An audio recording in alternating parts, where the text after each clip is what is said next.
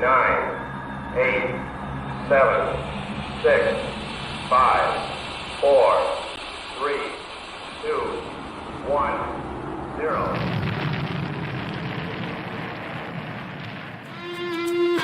It's the Rocket Hour. Y'all are now tuned in. Time to hit the pick four that you'd love to win. If your money's coming slow, step on the faster track with your host, Ricky Pasternak. Let's go.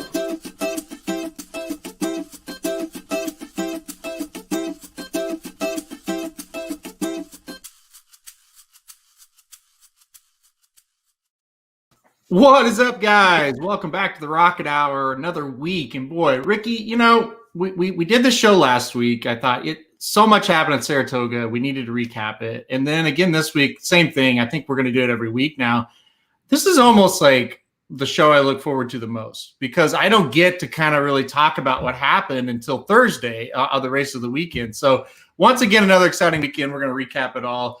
Before we do, how's it going, man? I know you're under the weather today. Yeah, under the weather. So for reference, anyone who's watching or viewing, if I do have to do something, I'll mute my mic, I promise. But yeah, I had a lot of stuff going on, personal stuff that we're not going to get into. It's past. We're done with it.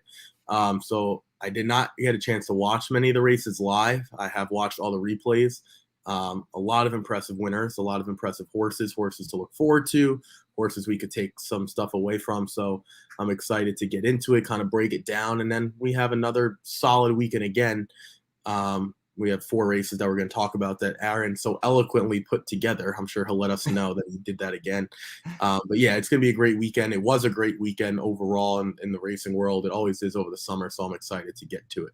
Yeah, so on the show, we are going to recap the big stakes races from last week at Saratoga. We're going to look at the current jockey and trainer standings, which I think are fascinating each and every day at this meet so far. It's really been fun to kind of track that. And, of course, we are going to talk about next week, or I guess this week now. Pretty awesome. This is going to be a pretty awesome weekend at Saratoga and Del Mar as well. So I think it's going to be a lot of fun. Uh-oh, Jason says, I hope you didn't wander to that barn that had the herpes outbreak. I don't think that's your problem, right? No, yeah, I wasn't at the track, and I sure as heck don't have herpes, so problem solved. Any ladies watching? He's STD free. Yeah. For any lady that's watching, which I'm guessing is the over-under on a female watching, I'm guessing is probably about a half. So right, 1 or 0, 1 would put you at the over. No, I don't have herpes, so I guess there's that. No, I just have a cold. Like Aaron said, under the weather, but I wasn't gonna miss it. I wasn't gonna miss the show. Yeah, no subs. Yeah. No, we don't do substitutes except when Aaron's flying from Joplin, Missouri to Albany. Then we find a sub. Right, correct. All right, here we go. Let's get right into it. Let's get right to the Coaching Club American at Oaks, the race of the weekend. There's no question about it. As my mouse just lost power, so I'll have to plug that in. But we'll talk about this race for a while, so I think we'll be all right.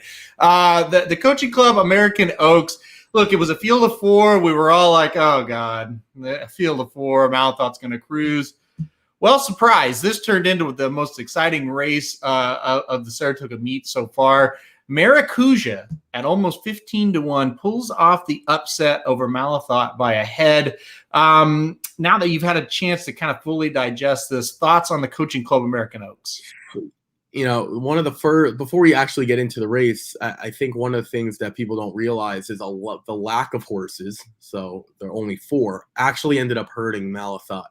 When you really take a look into it, she's a horse that has that Maxfield type of running style where it kind of wants to sit off the pace and kind of get into open room down the stretch and just let the talent take over. And unfortunately, John Velasquez put her on the lead, and I don't really know what the instructions were. To be quite honest, I don't really blame him for taking that route if those weren't the instructions. If those were the instructions, then it doesn't really matter. But I mean, she's the most talented in the field going into the race, at least, and she probably still is. And the fractions weren't all that fast. I mean, 23-3, 23-4, 47 flat half. I mean, that's doable. That's a decent tempo, but nothing that she couldn't handle. I think she just got worn down. And, unfortunately for her, she had to fend off 2 horses. That's what people don't realize. She had to fend off Clairiere first, and then who finished third by over 52 lengths.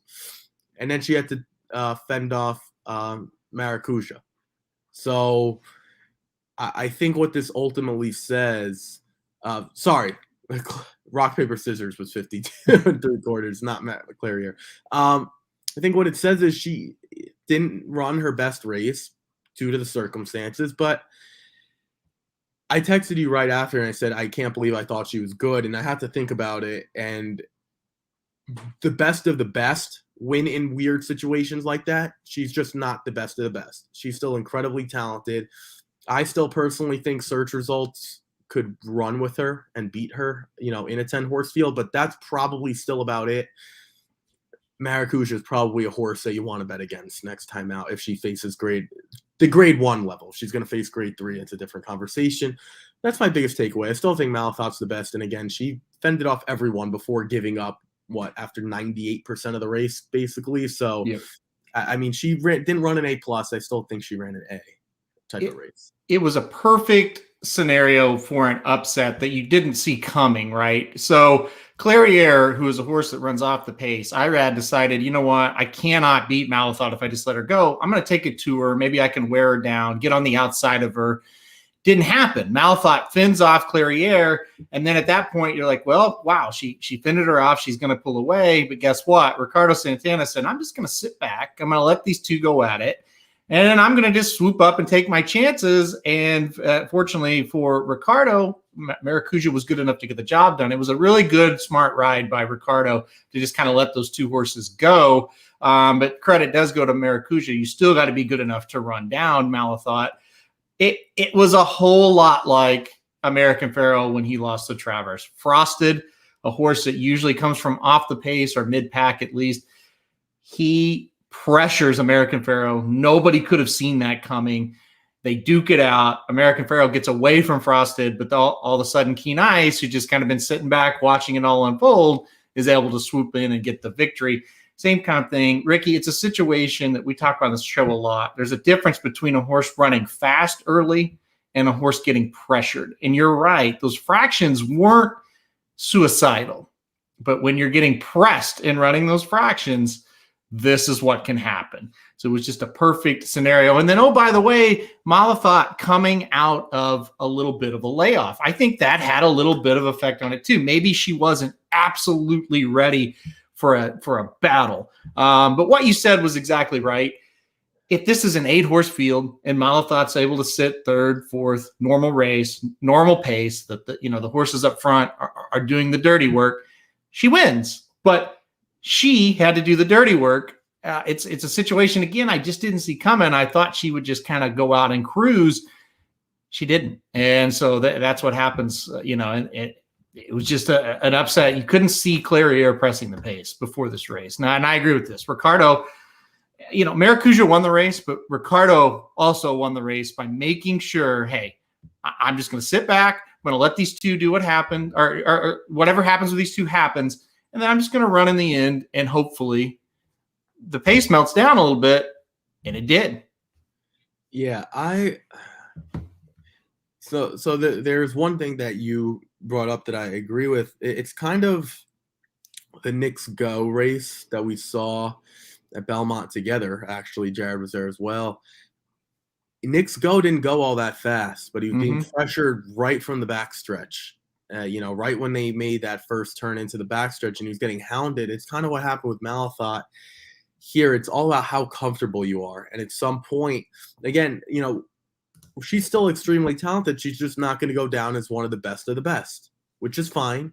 Because, at this point, if she wins this race, now you start to have those discussions as she enters the Alabama. I would assume that's next for her, assuming she comes out okay and things are on schedule. If she were able to win that race, then you start talking about this like upper elite echelon of 3-year-old filly. She just won't be in that. Or maybe she has to redeem herself, maybe into the Breeders' Cup or something like that. And that's fine. She's, I've always believed she wasn't as good as what people thought. That doesn't make her not good, though, if that makes any sense. Yeah. I never, like a lot of people were talking about her as this undefeated phenomenon. If you look at her length of victory and some of the figures that she ran, that didn't equate. The analytics and the paper charts did not back up that thinking. So again, I think she's an A+ horse. I just don't think she's going to go down as a Rachel Alexandra, a Zenyatta, like one of, again, different running styles, but one of those horses that you remember for the rest of your life. That's fine. She's still extremely talented. Yeah. But again, her running style didn't. If this is a Serengeti Empress type of horse who wants to be on the lead, it wouldn't have been an issue. Her running style just doesn't suit the 4-horse field. So a couple things, and I think Dennis and you are alluding to the same thing. It's like, yeah, I mean, I think she's really good. I don't think she's elite, and I think we kind of learned that. And to your credit, you've been wrong, but you were right here. Finally, that you kind of said it. It's like, I just not that impressed with her like everybody else says. You've been saying that all year. That's not a new thing for you. So it is kind of nice to kind of maybe see that point validate a little bit of maybe she's just good, not great. Another thing I'll address real quick. Kinder Carmouche, I should say, was on the 2. If he was on the 2, he's been the regular rider. Does the horse win? Hard to say yes or no on that situation, but I will say he's a guy that's known to ride for speed. That's not what Maracuja needed in this race. So maybe the jockey change did help in the situation. Yeah, I would like to give Kendrick the ability or the benefit of the doubt that he would have seen the same thing. I've always said, we were talking about it before. I think they probably have like 20 riders in that jocks room or 15. I'm willing to use on any of my horses, I think 13. And I'm not going to mention 2 off the top of my head that I wouldn't use. Maybe they have closer to 20 because they have some bug riders and maybe riders that come in for the day or whatever. So they probably have about 20. I would say out of the 20, there's 17 or 18 that I'm fully confident. And Kendrick, when he's healthy, because he's not right now, is the one that I would use. And that's the interesting thing. Kendrick's not ready to ride. So did they make the switch because he's not ready to ride? Or is this going to be a permanent switch? I guess that answer hasn't come out yet since we don't know. But the answer came out as soon as she crossed the wire in a Grade 1 race. Fair, he ain't getting back on this horse. Fair, and I get that, but it's not fair either to discredit Kendrick when he could have done the same thing. And we'll give Ricardo the credit for the ride, but I got to be honest with you. When he saw those 2 go out, didn't take a rocket scientist to sit back. That's just my opinion. I'm not saying it wasn't a good ride. It was fantastic. I'm not sure. I think the horse, Maracuja, did more than he did. And sometimes there are races where it's like that rider won the race. I think it was a huge part. I still would give more credit to her. Again, sometimes the jockey deserves all the credit. So that's just the way I feel about this particular situation. Yeah, I'm kind of with you. Give the benefit of the doubt. I mean, that's about all you could do here with Kendrick and say, yeah, he may have done it too, but you never know. That's a question that there's no answer to ever. Here's one. We'll kind of wrap it up with this because I do think this needs to be talked about. You see Johnny V and Pletcher argue, might be a jockey change, and then Jason chimed in and said, could Johnny V have done anything different? I grouped those 2 questions together because I think they're kind of the same in a way as far as a talking point. I'll let you go first. Give the thoughts on the ride Johnny V gave here, and could he have done anything different? Okay, so for the argument part, I'm not going to lie to you. I didn't see it. I was at the airport, so I was watching on my phone, and I turned it off. But I do want to add something. John Velasquez does not look like himself at this Saratoga meet. So I'm not sure, and unfortunately, I was traveling yesterday. I wanted to do this yesterday. It sounds like it's going to have to be next Monday. I wanted to do a deep dive into some of the odds and some of the horses that these riders have. I'm not sure if he's not seeing things correctly. I'm not sure what the instructions are. Could he have done anything differently? I got to be honest. I don't think he could have, to be quite honest with you. Not in this situation. If they argued after the race, it would just seem a little shocking to me because these 2 have been such a duo, a formidable and arguably the best duo for as long as I can remember. Again, I'm 25. I've probably been watching horse racing seriously since I was in middle school. So I was 12 years ago. I mean, I'm not sure there's a better duo out there since that time. So Sure. You know what? A manager and a player can get into an argument. A coach and a player can get into an argument. If that doesn't happen, that means they don't care. Mm-hmm. I will take his side here though and say I'm not sure what else he could have done, Aaron, because she is the most talented horse on paper, and you want to sit off. If she doesn't take the lead and Clairiere gets it, you might be looking at a 24-4. So someone had to go. I don't blame him for trying to get a lead in a 4-horse race. I don't blame any jockey for trying to do that, to be quite honest with you. So if there was an argument, I get where he's coming from. I agree with this last point. The argument might be out of frustration. Yeah. I mean, if you ran this race again, not knowing the results, you just put it in August. If these 4 horses, I guarantee you, she would have also been 1-5. Yeah. Same thing. Yeah, so I don't know. If there was an argument, I missed it. I'll be completely honest. I turned it off right away. I don't know. I think these things happen in sports. It is what it is. I did see the argument, go back to this one, and I was kind of surprised because 2 level-headed individuals, definitely, Pletcher and Velasquez. And I think to Dennis's point, Pletcher was just frustrated. That's a horse I don't think he thought could get beat there, just like all of us. And so I think there was some frustration. As far as a jockey change, I don't foresee that happening. Could be wrong, but I doubt it. Those 2 have worked together for so long. I just don't see it happening. I'm with you. Could Johnny V have done anything different? He was on the favorite. He was on the horse that on paper had the most speed. He was on the rail. I don't know what you do. He just kind of let the horse get into a rhythm and then got pressured. You don't just back a horse out of that when that happens. It was just really kind of just unlucky. I really don't think he could have done anything different. I am with you. He's in a slump, Johnny V talking about, but in this particular situation, sometimes you get in a slump and then you get on a horse that can't lose and you get unlucky and you lose. That's just how racing kind of unfolds. So yeah, and we're gonna get to the meet stats. I'm not sure if he has one win. His one win came online on Sunday in a race where he won it by that much. Yep. Yeah. So is it also possible that he's just not seeing things clearly right now? Mm-hmm. Sure. He's also just not the same rider he used to be. I mean, for a long time, in my book, you had Javier Castellano, Ramon Dominguez, and him. Mm-hmm. When I first, I wasn't really in middle school at this point. I was like in high school. It was those 3. Now it's the Ortiz brothers and whoever you want for third. Maybe it's Saez right now. Maybe it's Joel. Maybe it's Tyler G. I'll let anyone decide. He's just not in that elite tier anymore. Or maybe he's not going to be elite tier mounts. Whatever the case may be, he's not there anymore. Maybe he shouldn't be 1 for 29, but at this meet, I wouldn't be surprised if he was 3 for 29. I mean, that's just the way things go at this meet. So to Aaron's point, he's in a slump. Everything he's doing might just be wrong. And there could be a time throughout this meet where everything he does is right. So I don't want to put my money on that statement, but, he's a Hall of Fame rider. I mean, he's a Hall of Fame person as well. So Pletcher was probably just frustrated. I think it's easy to sum it up that way.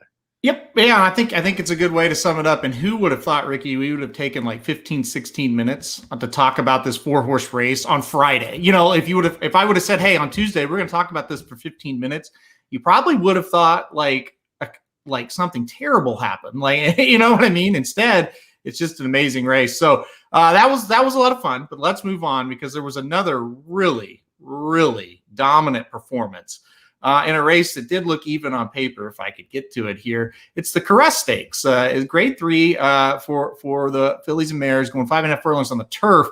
I definitely thought it was a 2-horse race between the winner, Caravel, and the number 2 horse, Robin Sparkles, who gets third. Turning for home, you knew quickly it was a 1-horse race. This horse, Caravel, looked fantastic. That's back-to-back fantastic wins for this horse. And now they said, look, we're going to the Breeders' Cup Sprint and we're going to, or Turf Sprint, I should say, and we're taking a shot against the boys. What did you think of this horse? I thought she was fantastic. Well, before I get into her, first of all, whoever messed up the whole Jakarta thing needs to be fired. Yeah. That was one of the biggest embarrassments that I saw. Mind you, at this point, the coaching club, it was the final race before I had to head to the airport. I watched this one in the airport. Someone kindly changed the channel for a few minutes so I could watch because it's on Fox Sports 2. And I said to myself, I thought Jakarta was scratched. And then I had to go on Twitter or Naira, whatever, They said running for purse money. Never seen that ever in my life. I've seen horses incorrectly scratch, but then they run and they're odds. I've never seen the horse just run for purse money. Yeah. That was interesting. My biggest takeaway, it kind of looks like Robin Sparkles almost lost the race. Now, not that Caravel wasn't fantastic. She absolutely was. And if she's taking a shot against the boys, good luck, because there's a horse named Golden Pal that's supposed to be running, from what I hear. I hear he's pretty good. He's okay. Robin Sparkles kind of had the lead to herself, didn't it? Right? And 21-3 isn't all that fast when you're going. She looked pretty comfortable.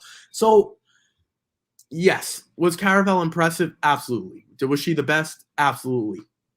I was a little more disappointed in Robin Sparkles because if I said halfway through the race, 3/8, they're making their way around the far turn, she's going to have a 2-length lead, and the first quarter was 21-3, I would have said, this horse is home if you just gave me that situation.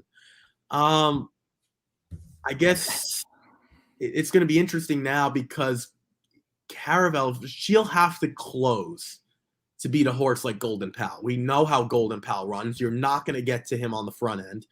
I don't know what the situation is with Caravel maybe getting another race before the Breeders' Cup. You would know better than me. If they don't, she's going to have to run this way because she is not going to get to the front end with him. I don't know if anyone can get to the front end with him. So what we just saw would be, I guess, the winning formula for her. To be honest, I didn't like her as much as I did like Robin Sparkles. I was wrong. I admit, I'll be willing to admit that. It was fantastic. And mind you, she won very, very easily. You're right. Once they drew, sometimes when they draw even, they struggle to pass. Mm-hmm. She drew even, and then I blinked, and then she was a length ahead. So it was very, very visually impressive. And I don't like the move against the boys, but to each his own. Speed on the turf was like bafflingly bad. And I think it's just the moisture that they've had on the turf. I'm with you. Robin Sparkles and then a horse we're going to talk about in the next race. I won't bring her up now, but I guess I could. Jouster and the Lake George we're going to talk about. They both, on the backside, I'm thinking they're either going to win or be really tough to pass here. They looked in really good position. And Dennis, I don't really agree that the 6 pushed her that hard. Robin Sparkles, that's kind of what she does. She does run fast early, and usually she's able to hold on to that. If it's a situation where Caravel wins and Robin Sparkles is a good second, then I'm with you. I'm just like, well, she just got beat, but in good spirits beats Robin Sparkles. I mean, that horse was dead in the stretch, just terrible. So it's a little bit of both. I don't think you can watch the race and not be impressed by the winner, though. I mean, that was a really dominating move. It would have taken a gigantic effort to beat her.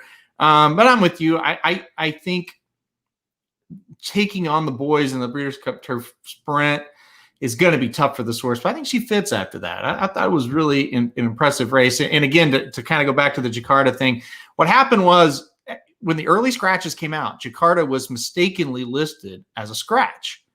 So everybody took her off tickets, and then they go, no, she's not scratching. Well, NYRA decides instead of putting Jakarta in again as a betting interest, they just said, well, we'll let her run because we need the connections should have a chance to get this purse money and this win. But for betting purposes, she's a scratch. So it was very strange. And why that's bad is, to Dennis's point, the 6 was the other pace in the race. So if you're Ricky and you see the early scratches and say, oh, I got to do, and now Jakarta's out. Well, I think Robin Sparkles is loose on the lead. I'm going to maybe play her heavier. And then you turn on the race and you go, what the hell? The 6 is in the race? Yeah, so that's what's a bad thing. I mean, they should have just put her back in. If you're going to let her run for and have her odds be up there. And it's strange. And then if you look at the tote board, the 6 has a line through it like it's scratched. And then you see the 6 on the track. It was really crazy. And she ran last. And I really think it's just because speed was just terrible on the turf. I mean, the horse shouldn't have been last. Come on. She's better than a few of these. So anyway, I thought this race was interesting though. Caravel, that horse, I don't know, Ricky. I think that horse is pretty good. I think she's better than what you might think. I do also. I'd be shocked if she finished in the top 3. in the Breeders' Cup Turf Sprint. Now, maybe you agree with that statement. I mean, I don't know. But I'm just saying, like, that's a pretty ambitious spot. And to be quite honest with you, if Golden Pal gets 21-3 at a 2-length lead, good luck running that horse down. And again, maybe that won't happen. The field will be better. But I wasn't that impressed where I said, go attack the boys. That's all I'm saying. For the record, the filly and mare turf sprint group, which is that group, is by far given the least amount of credit. First of all, girls are always given less credit than the boys. The turf is always given less credit than the dirt, as we've seen with domestic spending on the male side. And then sprints are never truly valued as much as the route races, the 1 mile, the 1/1/8, whatever. So this is like, in terms of what we care about from the horse racing public, this is like last. So maybe that's why they want to try the boys. I don't know. I don't know what their thinking is. Again, it's tough for me to say not to do it because I'm not in that situation. Maybe I would be ambitious as well. I'm just saying I would think twice about, or maybe try the boys beforehand so you have an idea of what you're getting into. I'm sure you could find a race up there or at Monmouth or wherever against the boys. Maybe something at Churchill Downs that opens up in September. I don't know off the top of my head, but you might want to test yourself one more time before you throw her to Golden Pal, who might eat her for food. So I don't know. He might eat everyone for food, but I'm just I wouldn't do it. But again, it's not my horse, and it's a tough call to make. Yeah, I mean, I think it's ambitious. There's no doubt about it. But we'll see what happens with that. I mean, I'm excited to kind of see what she does moving forward next. All right, so let's go back one day to Friday. This was the last race we talked about. It was the Lake George Grade 3. Chad Brown had 4 in the race, Ricky, and he finishes 1-2. Not with the horse that I put on top, but technical analysis looked very good in this spot. Give us your thoughts on this one. To your point about the speed, Jouster fell apart. Mm-hmm. But this race was won by Jose Ortiz. This is the difference here. Jose Ortiz, started out from the 7 because of a scratch and did everything right. Got the right position, sat the right trip, and kind of just passed the right horses when needed to in the stretch. And there was another horse on Saturday, 28-1 shot Chad Brown. Mm-hmm. Learn time. I forgot the name of the horse. I'll find it once Aaron goes, or maybe he can, whatever. You don't let Chad Brown get over 7-1, 8-1, 9-1 on the turf. If you do, good luck. I used a bunch in here. I told Aaron that this was an incredibly tough field. We made a case for everyone, but the biggest thing I'll take away, and I guess I'm not talking about a technical analysis as much as maybe you wanted me to, except for Toby's Heart, I was right on this. Fade all of the Churchill Downs runners. They were all really, really bad. Toby's Heart did well to close a little late. But this is Chad's race, right? I mean, Chad's won, I think, 3 years in a row now.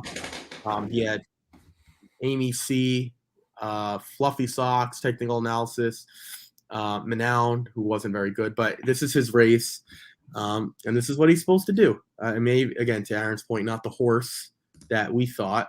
I liked Amy C. I actually had Manown on top. I don't know if that makes me a winner because I had the 5th over the 6th place horse, but I wasn't going to leave a Chad off, and I left all the Kentucky runners or the Churchill Down runners off, and I got paid here. But you could see even by the odds, pretty even, right? Jouster was the favorite at 5-2. This is a true quality stakes race when the favorite you can make a case against, and the worst horse you can make a case for. Yeah. That's when you have a true good stakes race. I don't really know if I want a ton out of here moving forward to a grade 1, to be quite honest with you. I'll let you kind of talk on that front. I wasn't overly impressed with anyone in here. I was the same. I thought this was a very good betting race, and it turned out to be that. And I thought it was a competitive race. It turned out to be that. But I wasn't just like blown away by the winner. Good horse, could move forward. This is an interesting point. I did not bet Jouster in this race, but Up the backside, I was with my wife. We were watching this. I said, well, I'm in big trouble because Jouster is clear and looks pretty good and was traveling pretty smoothly. Another horse, again, turned for home and just done. Like, just quit hard. This is a horse that's ran these kind of fractions before, especially going a mile. I thought she was going to be super tough turning for home. I couldn't believe she faded like that. So I don't really know what to tell you other than until this turf dries out, I would be careful to put speed horses on the turf at Saratoga in a position where they have to win for you to cash. I'm not saying don't use them because I think trends can change very quickly, but I would be careful about relying on them heavily after what I saw these last couple of weeks. Dennis's point, the only thing that had me interested is the 3-horse for Chad Brown. Yeah, Fluffy Socks comes in second at almost 13-1. This horse didn't have the greatest of trips. This horse was gaining. I kind of think this horse stretching out, next time out, maybe look for Fluffy Socks. I thought the horse ran pretty well, so I'm with you. It's not like she's the only horse I'm really interested in going forward, but she definitely is one. So we'll see what happens there. Yeah, again, Jouster, drop anchor, 23, 48, 111. She should win that race, right? And then you look at, like, was she clear? Yeah, there wasn't really a horse right next to her. So, well, if you're not going to win, at least don't finish second to last. Okay, and then that's a great point and that's the same point as the Robin Sparkles comment of, okay, she lost, but you should still get second in that field. And in this race, okay, you lost, but you should still, third at the worst, or something like that, right? Yeah, third at the worst. Yeah. Yeah. So right. Yeah, exactly. And I got to be honest with you, the technical analysis set the perfect trip. I mean, I don't know if she's the best in this field.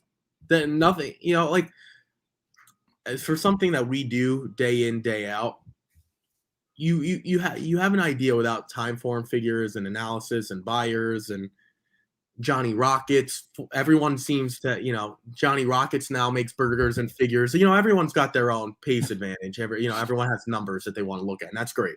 I don't discourage it. If you watch that and you say technical analysis is by far the best, I would say you're wrong, because a lot of horses that were sitting that perfect trip probably would win that race also. Outside of maybe like Demodog, and I didn't like Navratilova, outside of those two, I think anyone who's sitting in that right exact spot wins the race once it opens up. So I'm not sure. It's not like, oh, technical analysis was just a monster today. I mean, I don't know. So that's what I have to say. We're showing the running line preview, whatever the heck that is. Jouster should not be finishing second to last. And Navratilova, if we could scroll up just a little bit, to show the Navratilova was almost 12-1. Yeah, so she was the second highest in the odds, not by much. The Fluffy Sock, and again, Fluffy Socks. I get the only way for me to get to Fluffy Socks is if I said I'm using no one except for the Chad Brown runners. For me, that's how I would have gone there. That would have been the one I wanted the least. So I didn't get to her. I mean, unless you hit the all button. Only Chad's or the all button. So. Yep. But yeah, I think a great race betting wise, not a great race from anything I want to take moving forward. Yeah, I thought you're right. It's like technical analysis won by a length and a quarter. We probably shouldn't be saying, well, it was just okay, but it really just kind of felt like from a talent perspective, it was just okay. So we'll see. It was just kind of a strange finish, I guess is how I'd call it. All right, let's move on though to this. I think the trainer standings now we got pulled up. I think this is getting pretty interesting. Chad Brown, who I've been told is terrible, is now leading the trainer standings, and he's really not winning at the rate that he usually does, and he's still ahead. That's bad news for everybody else. Oh, Todd Pletcher, I've told, he's awful. He's now tied for second with several others. He's not winning at the rate he usually wins. I think the top two are back, and I think they're going to be tough now. I wish we could change the standings, not us, but jockey standings in general. For example, and I'll make the analogy. In football, or let's say baseball. In baseball, if you're a starting player, you get like 500 at bats. So to go off average, it makes sense. Chad Brown and Todd Pletcher should win, or 1-2 or 2-1, because look at the difference. Yep. It should be a win percentage based on after 50 starts. Yep. Or 40 starts, or even 30 starts. Because what we're going to see here is Chad has 6 winners in 40, 15%. Maker, Clement, Mott, Asmussen all have a better win percentage, but they have 22 or 23 starters. Yep. Brad Cox is winning at 45%. He's got 11 horses. Wesley Ward, 36%. Danny Gard, and the problem is it's like fire as many shots as you can. They have good horses. That's not what I'm saying. Same thing with the jockey standings, who we're going to get to. Does this surprise me? No. Anyone who said Chad Brown sucks is an idiot. I said Chad Brown sucks because I expect him to be number 1, because those are the expectations. And he doesn't actually suck. I was just frustrated. Those, you know what I'm saying? Those are the expectations. If Mike Trout starts hitting 250, that's not the worst player in baseball. But Mike Trout isn't supposed to be the 250 hitter. Mike Trout's supposed to be a 320 hitter because he's the best player in baseball. It's what are your expectations? If Baker Mayfield throws 20 touchdowns and 20 picks, I mean, that's what he's at. If Mahomes does that, the NFL's in an uproar. You have to go by expectations. So I don't want to take a shot at Baker Mayfield. You could say the same thing for Lamar Jackson. But it's, you know what I'm saying? It's just one of those things like, yeah, they should be winning. I guess we're getting back to normal here. I would love to see this thing change after 50 starts or 40 starts or 35 or 45. We got to come up with an arbitrary number, maybe 40, because you average 1 starter a day. But like, this is getting nuts because Chad's going to run away with it. He's got almost a double the amount of horses that Maker does, and Maker's got 1 win less. So I don't know. Maybe this creates value now for other trainers down, as the meet progresses. I'm hoping, but I was just thinking about that, before we came on, that it's stupid, kind of, but it is. You do get rewarded for having more business and getting more horses, but at the same time, yeah, it's not right. You look at this, it's like, well, what trainer do you want to bet on? Brad Cox. I mean, he's won 45%. And by the way, one of his losses, I don't know how it lost. Tap and go in like the first race Sunday. I don't know how that filly lost. I still don't. I'm just shocked that she didn't get by. But anyway, yeah. And to Dennis's point, Chad Brown also has 9 seconds. So my goodness, like he could be running away with this thing, and he's not. I have a feeling he's going to. He was my pick coming into the year or coming into the meet to win, and I think he will end up defeating Todd Pletcher.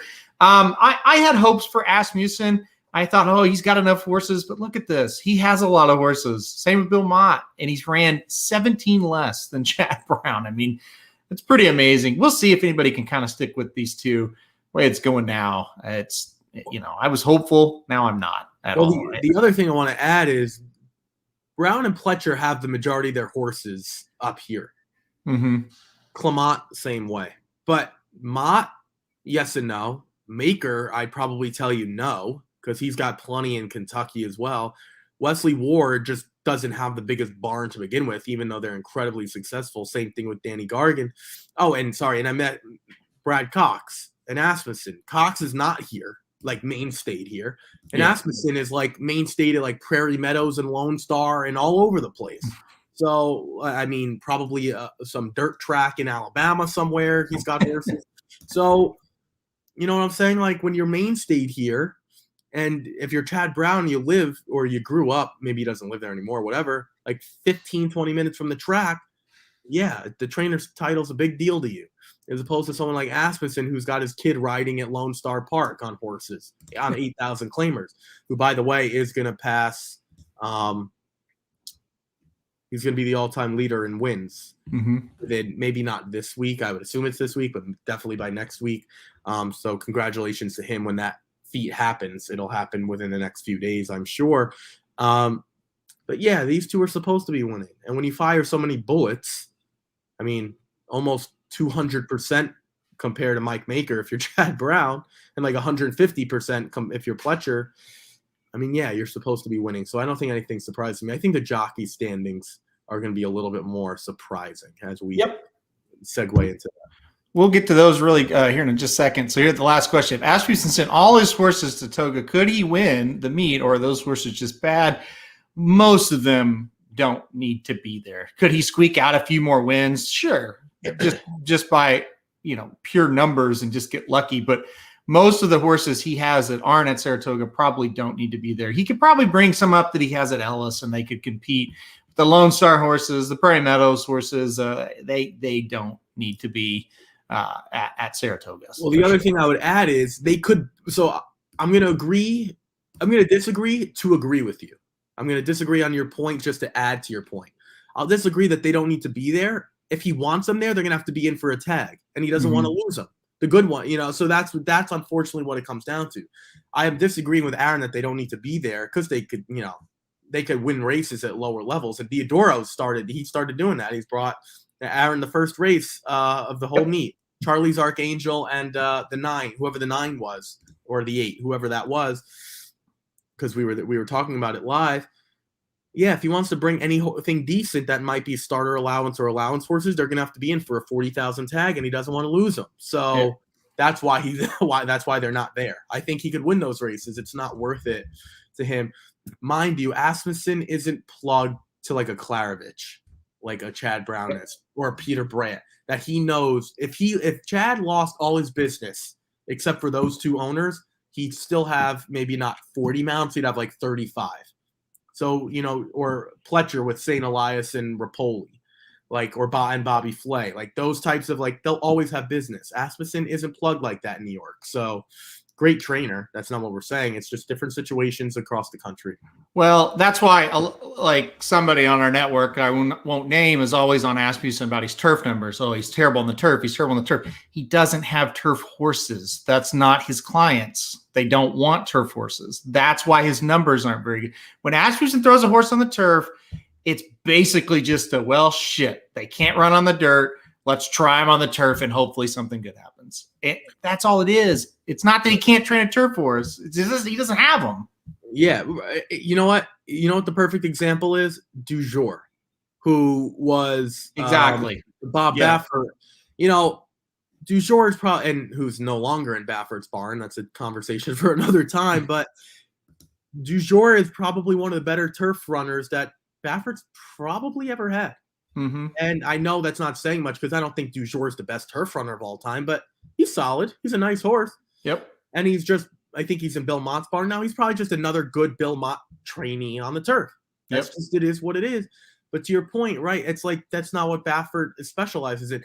Aaron, we can go to a pizzeria or we can go to a diner. I always tell this to my dad. You can go to a diner in New Jersey and order a steak, or you can go to a steakhouse. You can get a steak, but you're probably going to want to go to the steakhouse. So it's the same thing. It's like if you got a turf sprinter, you might want to give him to Wes Ward. You might not want to give him to Todd Pletcher. So it's those types of things. So, yeah, again, we won't mention who it is. But it's that's not what he specializes in. I don't want Wesley Ward getting a Triple Crown horse either. So, my point is his owners don't want turf sprinters. It's not really what can this guy do. It's who are his owners and what do his owners want. That's all. If you look at his turf stats at Lone Star, where he has claiming owners, they're probably pretty good, and at Louisiana Downs, but his owners that own the horses that can go to Saratoga, they want to get into the mix with the dirt. They want to be the Triple Crown type horses. So that's what he has. And so there it is. I mean, that's just what it's about. So anyway, let's move on. I don't want to go on and on about Asmussen. I think he's doing well. I don't think we need to worry about him. Let's go to the jockey standings. These could be a bit more competitive because the like you said, the playing field is a little more level. When it comes to Luis Saez, he has just as many mounts, more than Jose Ortiz and almost as much as Irad Ortiz. There he is, Luis Saez and Jose tied for first. Irad right there in third. I think it's going to come down to these 3. I think Luis can hang with the Ortiz brothers. What do you think? Yeah, so my pick is looking good. I think you went with Irad. Yeah, I went with Jose. So we're in the mix. Yep. This is a little different. Jockey standings are a little different because if you're the trainer, it's about quantity. This is about quantity too, but it's still it's not as level of a playing field, right? When you get to the upper echelon, I said it's the Ortiz brothers and maybe Saez, Rosario, Tyler G. I think you could put Ricardo. I think Ricardo's done a great job. And my buddy, who's probably the biggest Asmussen fan out there, he was like, Ricky's might win it. I said, the only problem is he's just not going to get enough amounts. Because if you multiplied it to get him to 84, he's at 12. Well, at 12, I think you're in the mix. Maybe on the lower end of the mix, but you're in the mix. Some others, I mean, like Dylan Davis, if you multiply his, he's got 8. If you multiply Joel to get him, Joel's in the mix. I mean, they just don't have the amounts. Now, mind you, Joel did ride on Mama Steaks Day, the Haskell Day. So maybe that's one less day. But I think the biggest shock to me is Luis Saez, because I never thought he was that good. I shouldn't say that. I always thought he was an A- to an A rider. I never thought he was in the best of the best. He's proving through the first 2 weeks that he is maybe not the best of the best, but he's right there. He's in the conversation. He's won at 21%. And I read we should have given the award for riding the most horses. He would have been like 1 to 3,000 because he rides anything. But I don't know. Anything surprises me other than your boy, Junior Alvarado, off the Schneid. Him and my boy, Jose Lascano, both at 3 now. So we should have had a little side wager. Who gets more, Junior or Jose?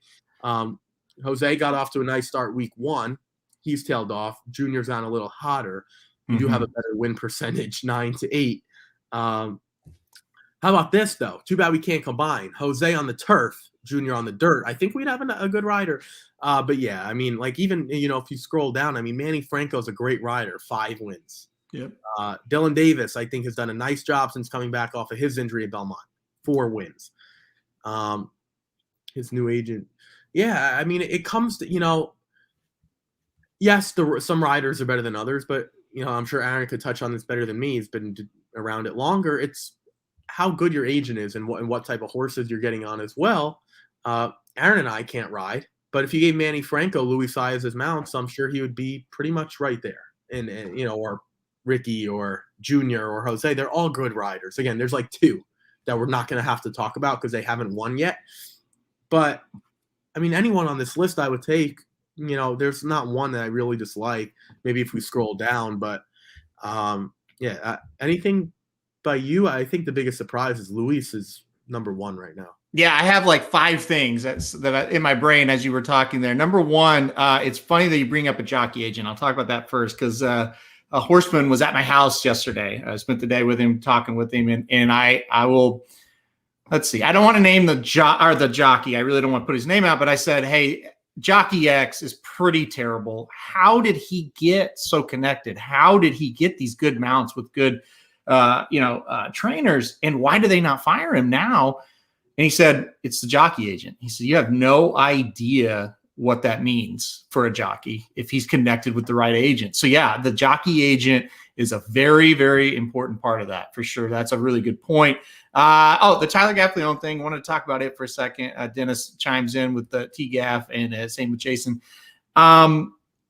He has been exceptional. For my money, he's riding about as well, if not as well, if not number 1, I'm saying, as anybody. Because to your point that you kind of made last week, it's not like some of these guys are getting just fantastic mounts. And I don't think Tyler's getting bad mounts, but he's not getting like the upper echelon elite mounts. And look at him. He's got 8 wins. He's riding exceptionally well. So very good job by Tyler Gaffleone. One disappointment I want to talk about, because I kind of thought, or I said before the meet, Manny Franco. I thought that's a guy that could come up and, be top 5. He's not, 5 for 56. That's not good. Not good at all. So he needs to get going. He's another one. He hasn't had like just the upper echelon of mounts for sure, but he's got to get better, right? I mean, he's got that percentage has got to get higher. Well, and this is what I think is the disappointing part. It's not the wins, because 5 of 56 isn't horrible. It's the top 3. It's the top 3 finishes. Only 25%. It's horrible. Jose Lascano has 3 wins, and Jose's at 41%. You know who's at 45%? Joel Rosario. And I guarantee you, I didn't do the stats on Joel or even your boy Junior's at 37, which is still really good. I'm guessing the odds of Joel's horses are a little bit shorter than Junior's and Jose's. And there's not a 10% difference, 8% for you and 4% for me. So what that goes to show is those riders are literally getting the most out of their horses. Mm-hmm. It is something to be said, though. This is the one I'll defend Manny here. If you're Jose Lezcano and you're on a 21-1 shot, your goal might be top 3. That's the difference, right? And we talk about horses all the time. Like if you have a 20-1 shot, you might not want to battle with the even money shot. You might just want to bide your time and just get third. And that happens. And don't be like, we're not breaking news. Sometimes the harder you go in a favorite, you're going to be last. So I don't know how, again, you can't break every race down and go, we could be here for hours. But maybe Jose and Junior have had more instructions. Look, you're getting on a dog, basically. You're getting on a horse that's not going to win. If you get third, it's going to be much bigger, as opposed to Manny, who might be challenging more. Again, you'd have to break it down. That's where I'll defend him. Yeah, I agree that you're not wrong in that situation. A lot of times, the bottom line is sometimes we don't think about you got a horse and it's not great and you can't win, but you still get purse money for third and fourth, and a trainer and owner may say, hey, let's be logical. Try to get third, like take them back, make one run. Hopefully you can pass a few, and that happens for sure. Dennis thinks Manny Franco sucks. Then he says, not sucks, but not that good. We're top tier. I think the last word there, overrated. It's all about the numbers and the stats. Here we are at the toughest meet of the year. He's at 9% wins, 25% on the board. He's got some time to turn those around, but if that's how he finishes or close to how he finishes, yeah, I mean, you might think about that a little bit and say, yeah, you might be right. When he gets up against the big boys, he's just not quite as good. Let's move on from this and let's talk about what's going to happen this week, because I think this week on paper looks better than last week, even though last week really did produce some quality races. Obviously, we've sat there and talked about them for 50 minutes now. But next week, or this week, I should say, the big races on Saturday. It's the Jim Dandy. I've listed the probables here. Risk Taking, Keep Me in Mind, Dr. Jack, Wayburn, Mask Parade, and Essential Quality. That ain't great past Essential Quality, right? Well, first of all, I don't like this field. It's weak. What I will say, I might remember Keep Me in Mind for be willing, or not him, but the connections to be willing to run this horse in any situation. This horse might show up at the Breeders' Cup in the Breeders' Cup Turf Sprint. I mean, I've never seen more stakes races that this horse is a possible. I won't say probable, at least a probable. I mean, at least a possible, not a probable. This horse just runs in everything. I mean, if Essential Quality runs, he's going to be 1 to 5. Mm-hmm. It should be as close to a paid workout as possible, especially for a horse that wants to be on the front end. Mm-hmm. Wayburn, what did he ran in something at Aqueduct, like the Wood, or he won whatever. The Gotham. Oh, the Gotham, whatever the heck that was. He was like a 1,000,000,000 to 1, I think. And he won. Yeah. He was 93 to 1, wasn't he? No, that was Bourbonic. Oh, Bourbonic from Parks. Yeah. Dr. Jack, I mean, gosh, I would probably take Risk Taking second, but that's maybe Keep Me in Mind second. I don't know, but Essential Quality is supposed to win this race easily. This would be more of a shocking upset than Mal thought, I think. I think that 4-horse field had more potential than this. 6-horse field, which looks like a C- field. The only one you could make a case for, maybe Mass Parade, coming off the Ohio Derby win, also won on Kentucky Derby Day and allowance at Churchill. He's coming in with a little bit of, obviously winning streak, but just a little bit of class, I would say. But he didn't just dominate the Ohio Derby. And that's what you would need to see to maybe think, okay, Essential Quality might have a little bit of trouble here. Hard for me to see Essential Quality losing, but it was hard for me to see Malathot losing. And that's just kind of how it is. I'm with you, though. I think Essential Quality, it's almost a similar setup, right? He seems like he might be on the lead or close, and I don't know that he really wants to do that. So maybe you're like, okay, maybe we can getting beat there, but he's going to be tough. I mean, if he runs a B race here, he should win. I think he could run a C race, to be quite honest. I mean, I don't know. I haven't looked at the history of the Jim Dandy Fields. Oh, I do. Just been busy. This from, I'll probably go back to 2010. This is probably going to be the worst one. I'd be shocked if I found one worse. This is usually a nice race. Usually a race that like I would consider going up for. I couldn't because of the Coaching Club American Oaks. And I probably won't for this either, to be honest. He's supposed to win. This is supposed to be as close to a paid workout leading into the Travers as we're going to get. Yeah, no doubt about it. And question, Wayburn is listed as a possible or probable for this race, the Jim Dandy, but you're talking about the Queen Plate trials this weekend. Wayburn is an Ontario bred, so to this point, I could see him going to Woodbine as well. We'll see. I don't know. His home is Saratoga, so they'll probably run him there. And then maybe they run him here and then go to the Queen's Plate and not do the trial this weekend. We'll see what happens with him. But, Wayburn, interesting, could go up to Woodbine. Let's see. Outside of a Citra Quality, top finisher in the Travers out of the Curlin or the Jim Dandy. I mean, 6 in one hand, half dozen in the other. I don't have a good answer for that, really. Either. I guess I would say the Curlin if I had to choose. Probably. And we'll talk about the Curlin. We're not going to talk about the Curlin today because we're going to talk about it on Friday, but it's a pretty good race. There's some decent prospects in there for sure. So, first captain. The Shug horse, it's probably better than what that field is there in the Jim Dandy, other than quality. Yeah, I would agree. That's what I'm saying. I think this has horse. Like if we're ranking the two races, if you're just taking like the 10 best, this probably has number 1. The Curlin probably has like 2, 3, 4. You know what I'm saying? So like based on that, I would go there. I mean, unless someone thinks risk taking or keep me in mind is good or like Mass Parade, I prefer first captain. I mean, at least first captain hasn't lost yet. I mean, take an undefeated horse. Mind you, one was the Dwyer, so at least he did win a graded stakes race. Yep. The Travers is only a furlong further than the Dwyer was, so I mean, I don't know. It's not like he's a true sprinter like a Jackie's Warrior type of thing. So or Train Block or Dr. Post or something like that. So I would take first captain over the rest. So I get for me the Curlin stakes.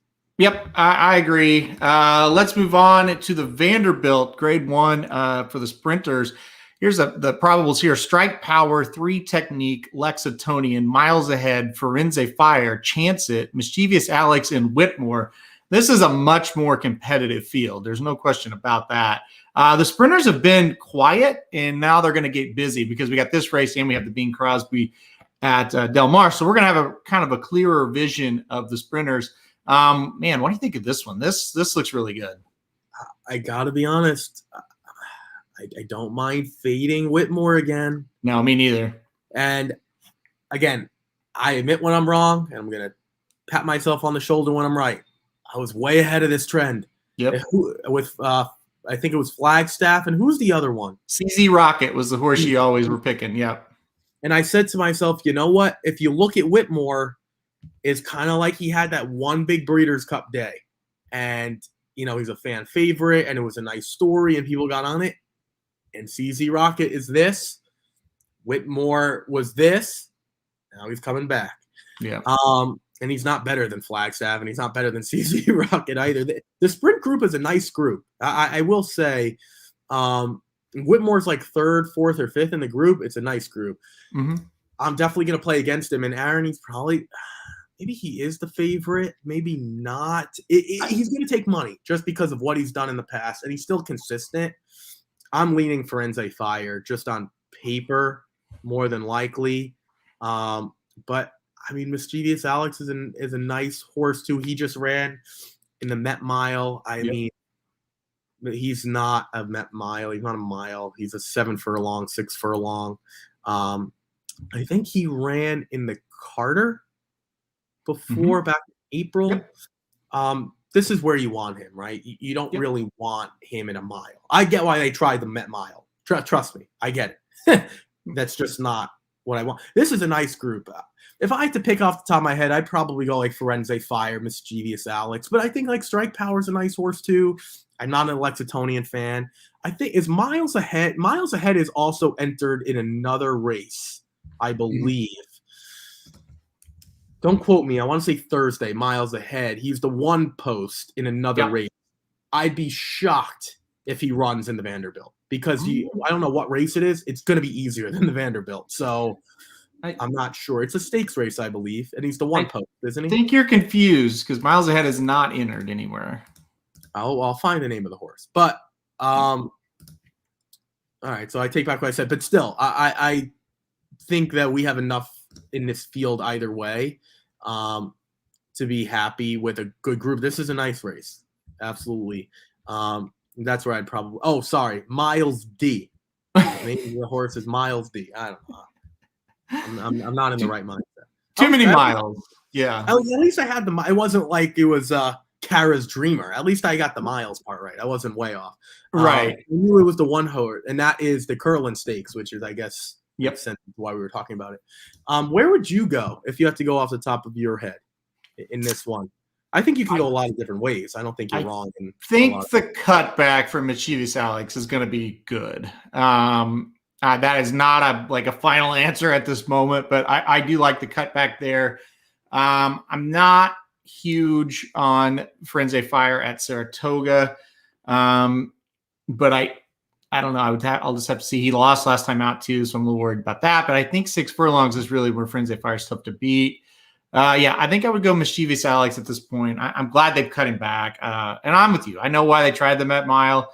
It was 1 turn mile. Let's give it a shot. But this horse is better going 6 or 7. I think Mischievous Alex. Here's the thing about Whitmore. He's gonna take money, but he might be like 3rd or 4th choice this time at least. So if you want to play him, I think he'll fit somewhere behind Firenze Fire and Mischievous Alex when it comes to the wagering. It's just a matter, do you want to take him still? I don't know. He gets a little bit of a freshening. I think that's good. He does run well off kind of a layoff. But yeah, I'm with you. I just at this point he's got to win again before you want to back him really. So it's gonna be a good race though. Gonna be a really, really good race. I'm excited for it. Now, the Bowling Green also going to be on that Saturday that shares the card. By the way, Jim Dandy, Vanderbilt, Bowling Green. These are 3 really good races. Probables here: Arklow, Tide of the Sea, Rock Emperor, Colonel Liam, Channel Maker, Channel Cat, and Breakpoint. I bet we get a few more than this too. We usually do, but that's the probables they have listed now. Boy, Colonel Liam is kind of where I went. It's like I think he's better than these horses, but boy, he did not run well last time out. What do you make of this one? Well, to be honest, he wasn't good in the Manhattan. No. And I'm not entirely sure that this is going to be his best distance. I mean, this is – that's the problem. I mean, if you want to look at it from a front-running perspective, I think on talent, he's probably the best because some of these horses like Channel Maker, it's like, all right, we've seen you, and he hasn't won in forever. Arklow, kind of the same thing. He wasn't good in the United Nations. Now, granted, Tribuven proved to be a nice horse, who we also saw. He finished 2nd, I believe, to domestic spending. And he did win the Louisville and the Hollywood turf this year.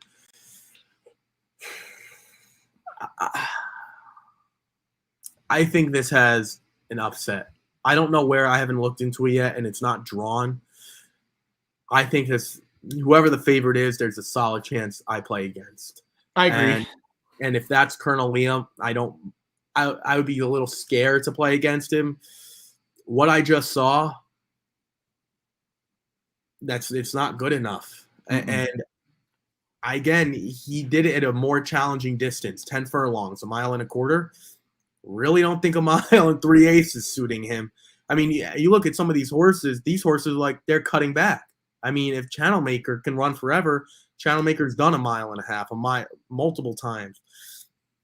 I mean, I don't know if he's good enough, but I mean, some of the horses he's faced is Mishriff, True Self, and Tarnawa.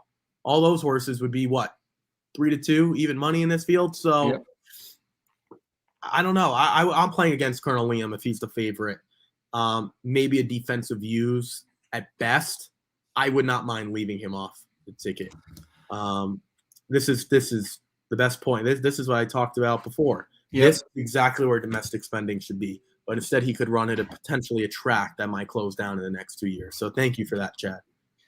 Well, for this race specifically, I'm kind of with you. I kind of want to go against Colonel Liam. Again, we don't know who's in the field yet, so don't hold us to any of this. We'll talk about these races when they're drawn on Friday on the last show we do this week, and actually give you a final pick.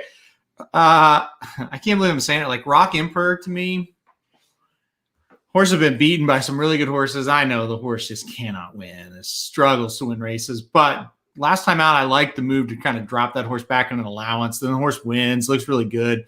Maybe we've just kind of relearned how to win for Rock Emperor. He has the talent to win this race. It's going to depend on who else enters in the price. But yeah, we'll see. It's going to be interesting. I don't know about Colonel Liam.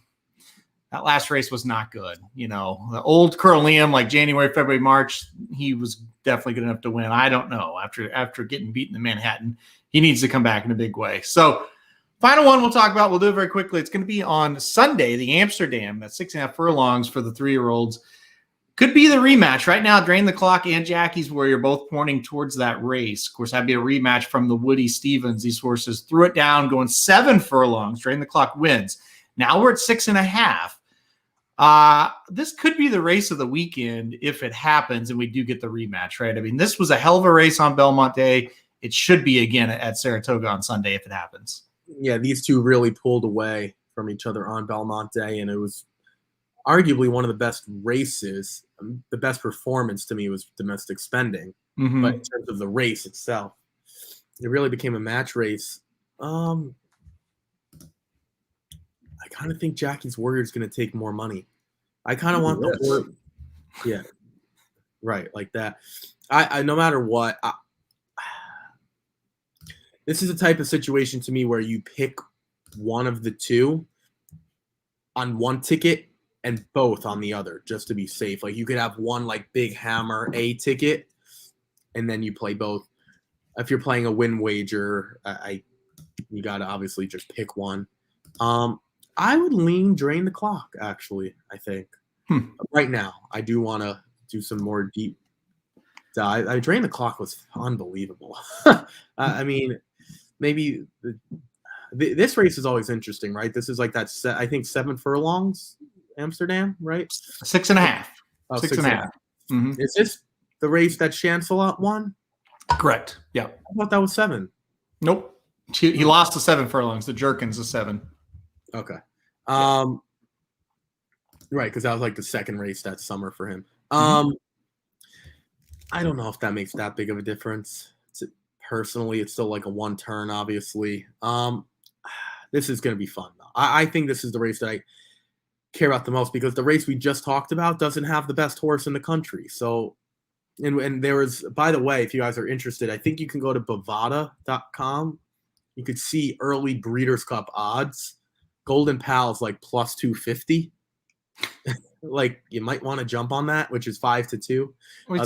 Is it breeder to win a Breeders' Cup race or to win the turf or to win the? No, it's broken down in divisions. Okay, gotcha. You could place it's like conference futures or gotcha. Yeah. Domestic spending, if you like him, he's like not the favorite, I think, because they have a lot of the European runners. Well, they have the European runners. Okay, yeah. They have like a Tarnawa for love, like So, I don't know. I would lean Drain the Clock, but I wouldn't be mad if I'm looking at it like from a win wager. I think more people throw money at Jackie's, and I think they're pretty much the same horse. To be quite honest with you, great horses, by the way. So if I'm gonna get 7-5 on one versus even money on the other, I would take the 7-5, no matter who it is. But I would assume Jackie's would still be the favorite if I had to take a guess.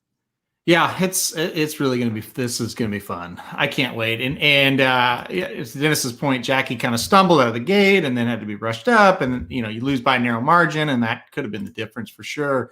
But that's what kind of makes it cool because you could make cases for that for sure, and I think people will be on that camp. But then it's like, well, Drain the Clock won, so you're on that camp as well, and Drain the Clock's done nothing wrong either when going one turn. So that's a Sunday to look forward to for sure. It's weird because last weekend on paper is like this almost looks like a boring Saratoga week, and it was anything but. The Chevy we didn't talk about. That was a great race on Sunday. Of course, the Coaching Club, and then we saw Star and the Caress. It was like that was really good actually. And so we get to this week, and it's like, whoa, this is loaded. It looks crazy. We'll see if it lives up to the hype. I'm pretty sure it will, but we'll see. We'll see what happens. Ricky, before we get out of here, anything you are looking forward to this week? Another steeplechase race, I believe, Yes. on Wednesday. I don't think they have one Thursday. I always look forward to those. Again, please don't wager your money. I think go buy yourself Dairy Queen like Aaron would, or go buy yourself a sandwich. You're better off for saving some money. Something I'm looking forward to this week. I actually think for the first time that Del Mar racing really picks up. Yep. Hopefully we can get into that. Like they've had some good races. I think it really, really, really picks up here. Yep. Well, we'll see. Nothing in particular. Again, they haven't drawn anything for Saturday. So once they do, I guess Aaron said tomorrow, that's when I'll really start doing that deep dive. They're usually like draw 3 days in advance, and then they'll get morning line odds like 2 days in advance. Yep. So that's when we'll do a deeper dive. But we'll be back on tomorrow talking well, I guess we'll preview the steeplechase race since people like it, even though I don't know what's going on. There's a horse, Mean Mary or Mary Queen or Mean Queen or something like that that's supposed to be pretty good. But, yeah, I always like those races, but nothing in particular at the moment. I'm still battling a head cold. I'm just trying to make it through the day. Yeah, hopefully you're healthier by the time we get on. Well, maybe not tomorrow, but by Friday for sure. So, all right, we'll wrap it up there. So what we're going to do this week, just real quick before we go, Wednesday will be the late pick four at Saratoga featuring the Honorable Miss. So we have a graded stakes race tomorrow that we will cover. That's always exciting to have a graded stakes race on a Wednesday. Obviously Thursday back at Saratoga again for the late pick four. And then Friday's late pick four from Saratoga features the Curlin. So we'll break down the Curlin on Friday. And then we'll also go through some stakes races. We did not do that last Friday because it's like we don't want to talk about the Coaching Club for 10 minutes. But we will definitely go through some stakes picks on Friday as well for the weekend races. So a lot to look forward to. Come back tomorrow, same time, 11 a.m. Eastern. We'll be talking late pick four at Saratoga featuring the Honorable Miss.